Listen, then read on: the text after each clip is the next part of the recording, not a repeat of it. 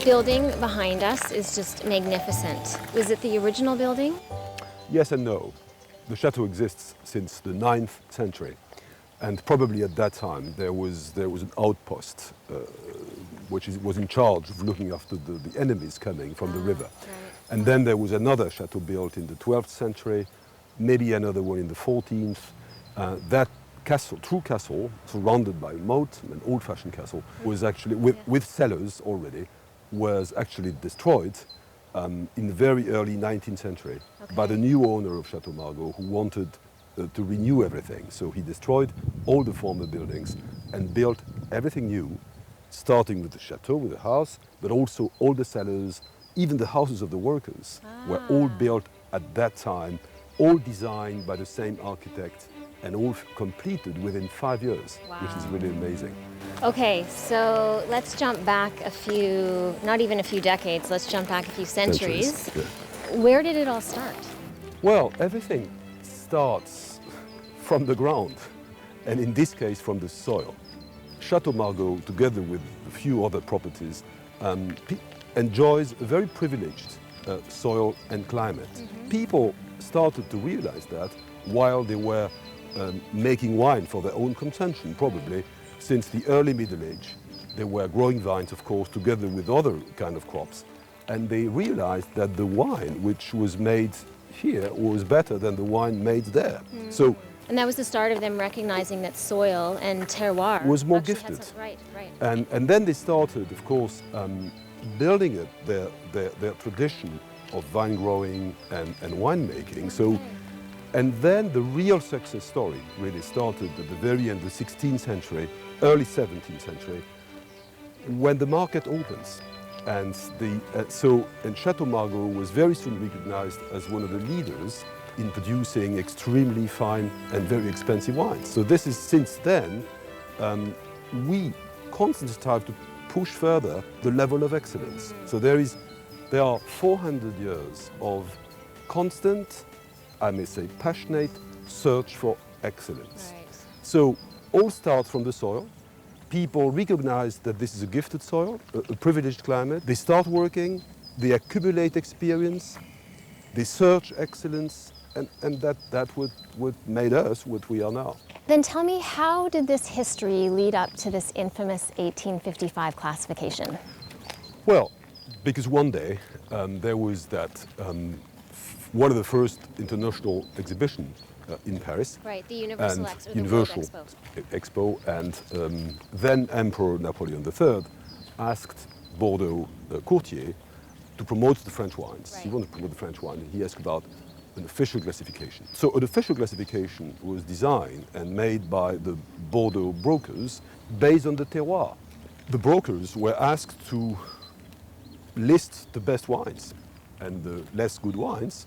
And so once again, based on what they already knew since more than 1 century, and based also on the prices which the wines were commanding on the market at that period, they just listed the wines and they established 5 different levels: first growth, second, third, fourth, and fifth growth.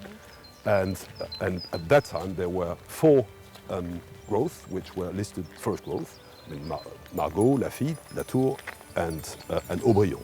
Then what does this 1855 classification mean to us today? Probably very much the same as it meant for them when it was decided. And even more commitment towards excellence. Since we are first growth, we know that the consumers expect us to produce excellent wines even more. They are ready sometimes to pay a very high price for that. So it's a real commitment to excellence.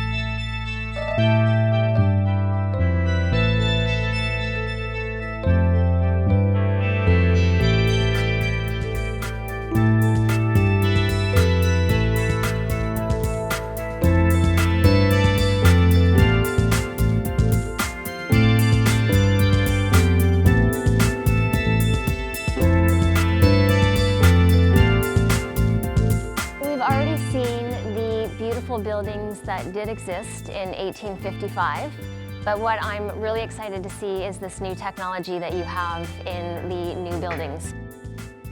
Yes, it's a new sorting table. A sorting table. Yes. So we program for each variety. After we have the destemmer. The destemmer? Yes. So it's removing the stems from the grapes, Yes. yeah? And after you have this machine.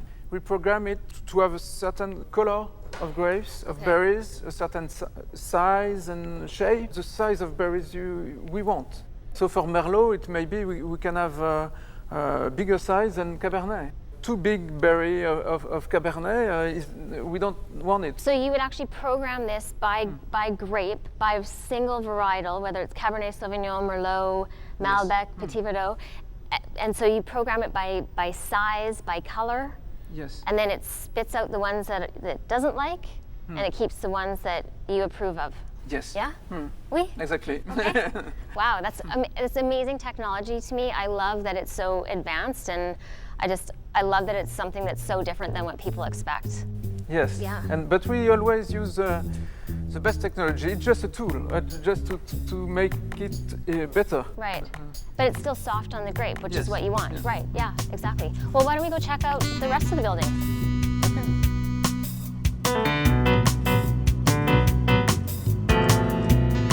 This is the new vat room. We have an old one, and this one is new.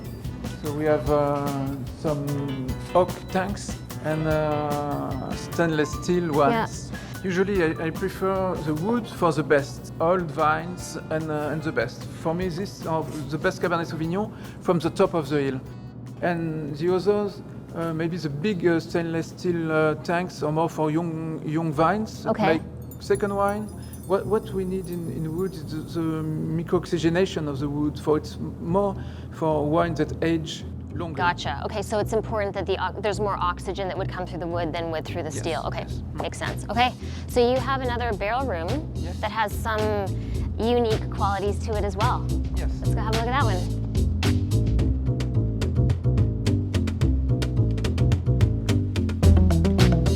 All right, so there are lots of barrels in here, but what's the unique thing about this place?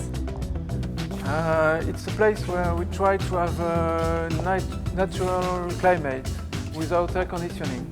So we have air coming from the soil, because the air in the soil is at the same temperature all the year. And it's very well insulated. And we also have humidity coming from the soil. Okay, I noticed that. I was just going to say that it kind of feels like we're outside. If a cellar is too dry, there is too much evaporation, we need a certain amount of humidity. And then that does what to the barrels, which does what to the wine? If it's too dry, we say the wine also dries up a little bit, so it's more tight, so we need this humidity. Okay. If it's very dry, it can dry the wood. Right, and exactly. after it clings, so it's... And we don't want to lose any of that wine. No. Tell me your favorite vintage. My favorite vintage? Yes. It's 61. Yes? And the reason? Because it's an exceptional vintage. I'm sure it is. Favorite food pairing? I like with veal. Sounds good. I am hungry, so let's go try that vintage and maybe some veal.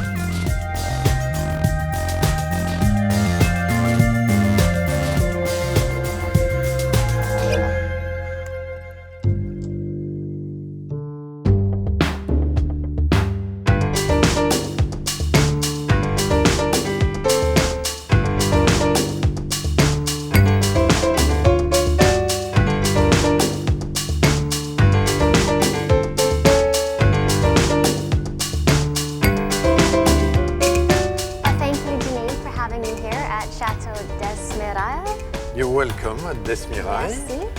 I wanted to speak to you about something that consumers don't usually get to hear about, which is the OnPremier pricing that happens 6 months after harvest? Yes, about 6 months after harvest. Okay, yeah. so tell me how this system works.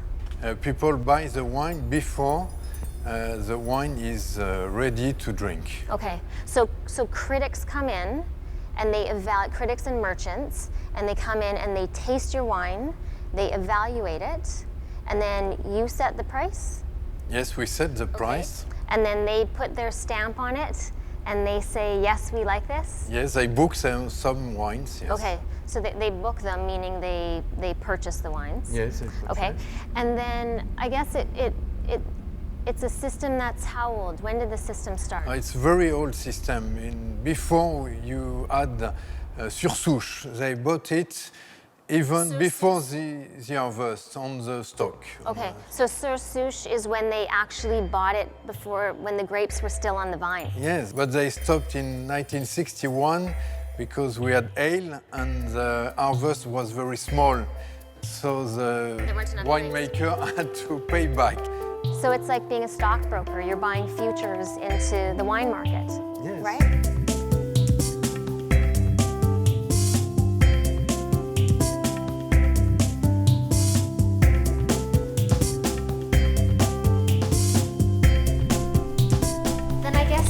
Strategy, this OnPremier strategy really works well for the wine that you're producing, which can be drunk quite young. Yes, surely. It's a wine that you can drink when young because it's round, smooth, and with a lot of Merlot inside. So that works perfectly for the end consumer who is wanting to just walk into a wine store and get the product right off the shelf. They don't have to worry about thinking about this intimidating French wine that they've just purchased and not knowing how long they should age it for. Yes, to put it in a cellar, to wait for it for years. They can drink it when they buy it. Right. My last question for you is about food. So what would be your favorite food pairing to go with your 2006 Chateau Margaux? I would say a red meat with 2-6. Sounds great. Santé. Santé.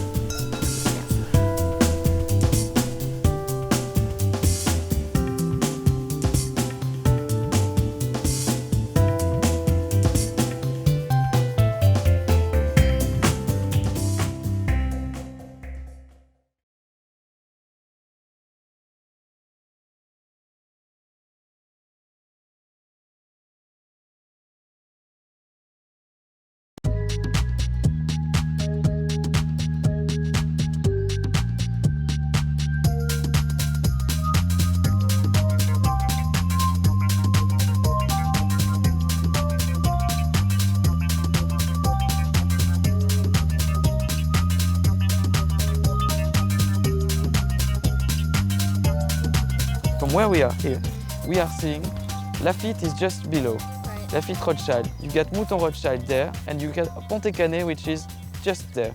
So, from this spot in Saint-Estèphe, three of the major chateaux from the area. Yeah, not a bad place to be. Not a bad place to be.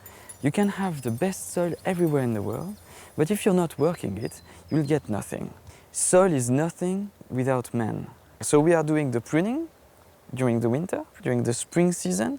We are repruning them also. We are really paying attention to the vine to make it suffer. In order to get a good grape, you need to make it suffer. We are doing also some green harvest in order to concentrate naturally the berry. Here, the soil has been worked, but only the upper soil. Okay. What is important is the soil below. And so what do you have underneath here? Underneath we got gravels, clay, and then 20 meters from here, limestones. Okay. The terroir here is very compact. How does that differ from the terroir of Margaux or Pauillac? Well, for example, Margaux's got a terroir which is not as dense as this one. Okay. It's a terroir which is much more, which has a little bit of more sand than here. There is less gravels, so the wines you'll have would be less concentrate, would be more, how would I say, yes, elegant. Here we are making wines that are quite tough, that are quite show off. Show off, yes, because they show off as a young person, like a young person in the young years. But 10 years from now, 20 years from now, the wine will be still showing off. Okay. So tell me why you choose to use stainless steel instead of the barrels. There is purity. It's kind of having the best of each century. On one side, you're working the vine the old way with a very ancient thinking. On the other hand, you're working your wine with a very untraditional way, with very new way of thinking. But keep in mind that the way you're making your wine is almost the same as 100 years ago. But you just vinify it in something new.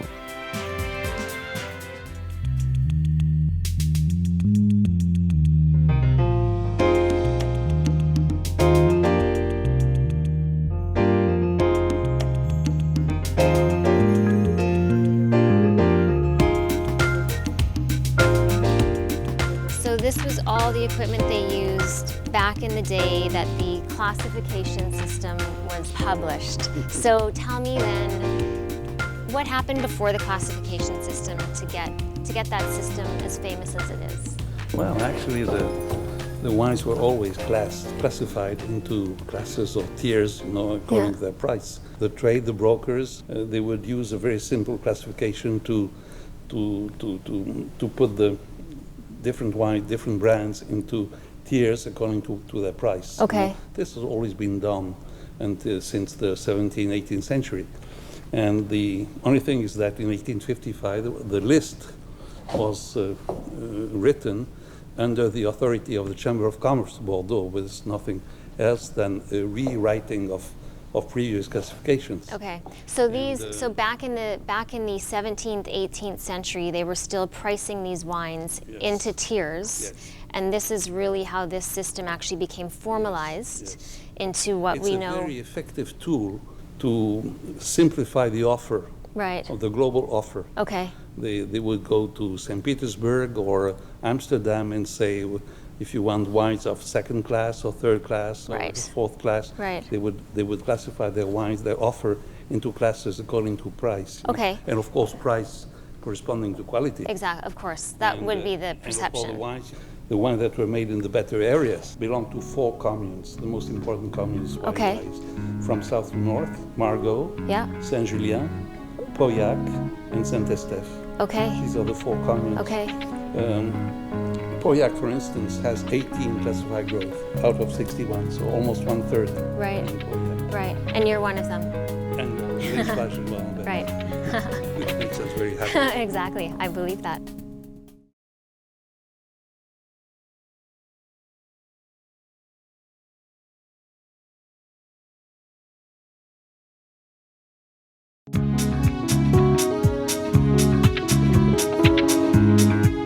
There are basically 4 communes that have the most of the classified wines. It's from south to north, Margaux, and then Saint-Julien, Pauillac, and Saint-Estèphe. And Pauillac, where we are very proud that on the little commune of Pauillac, we have 18 of the 61. What do those 18 have in common here in Pauillac? They have in common a soil, which is the soil of the commune, which is alongside the river, on the width of about 1 mile, not even 1 mile. It's very concentrated. What strikes the visitor in the area is the concentration of great names he finds on the very small piece of land, about 20 miles long, over 1 mile wide. And that corresponds to a specific terroir, specific soil that can be found only in this area, on these 4 communes. And so describe that soil to me. Soil is a sand, coarse sands and gravel, little small pebbles. Which allows for drainage, which is very good drainage, which makes sense because we need that to make the vine happy. Vine is a Mediterranean plant that is happy with very dry soil. But the combination of moderate climate, never too hot, never too cold, rather humid, that favorizes the finesse of the fruit. And it's very important for the quality of the wine that the vine would be under what we call hydric stress. If the vine is a too happy a plant, it grows very well in North Africa or Middle East, but it's not where you find the the best wines. Would it be fair to say that the 1855 classification put Bordeaux on the map? Yes, it was a very efficient and powerful tool for the public to understand how Bordeaux is structured, you know? To understand the names, to remember the brands, to know where they come from, to make a relationship, a close relationship between the terroir that is unique and the wines that you find on the shelves of the shops. It's been developed for, it became obvious that it was, over the years, it took 200 years to come to what we know today. But it was well made over the years and very useful.